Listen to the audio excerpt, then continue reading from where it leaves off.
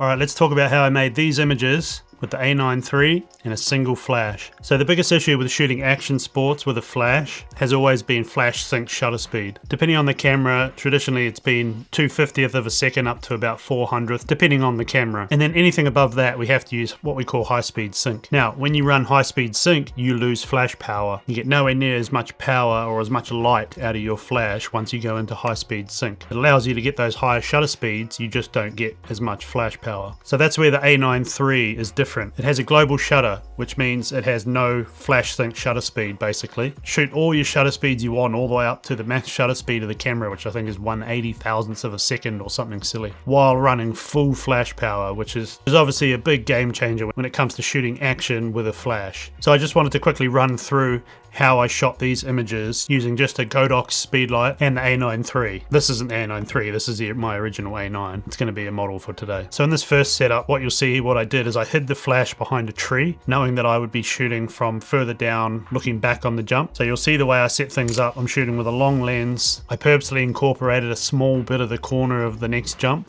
to give a bit of depth. That flash is going off right at the apex of that jump, and being able to run that high shutter speed means I've cut through all that ambient light, and it almost gives it like a dusk look when in reality it's in the middle of the day. But by having that fast shutter speed and that super powerful flash going off, it cuts through all the ambient light around it and illuminates that subject right how we want it. So in this second scene, what you'll see is how I set up this underneath shot. This is a shot that I've done before without flash, and I'd always wanted to come back and redo it with a flash. I just never had enough flash power when using high speed sync. So this was a perfect opportunity using the A9 III to be able to get enough flash power right up to where he is in the sky to illuminate him enough to stand out from that bright sky background. My subject is perfectly lit with the flash while all the trees around him are silhouetted. So if I didn't have that full flash power, I wouldn't be able to illuminate my subject and he would just be silhouetted. And also having that fast shutter speed allows me to fully freeze the action. So in this next scene, what we wanted to do here, we wanted to do a backlit shot skidding across the top of a berm to illuminate all the dust and particles and everything in the air. So as you'll see how I set things up, I'm shooting quite long again to give us that compression. I hit the flash on the back side of the berm. Right as my model comes over the berm and does a skid, that's when I shoot. And again, using that fast shutter speed and full flash power really lets you cut through all the ambient light. So he's illuminated and all the backgrounds kind of looks a lot darker, like it is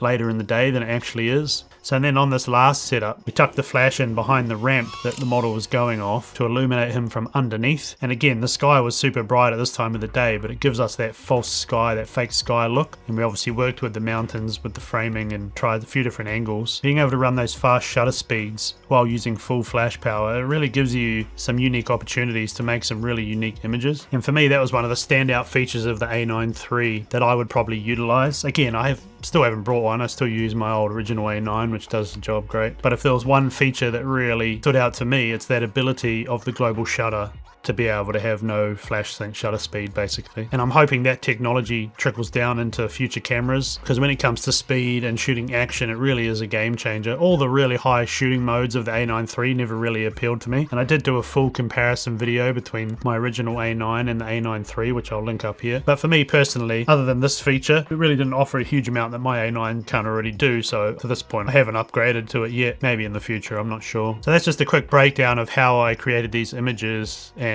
the simple gear that I used and the kind of results you can get out of a camera with a global shutter that allows you to use the full flash power. It really is a beast of a camera, and I really enjoyed shooting with it when I did have it. If you enjoy these more tutorial style videos, I know it's only a brief rundown of how I shot that stuff, but if you want me to get more technical on sort of my process and how I do things, just let me know in the comments.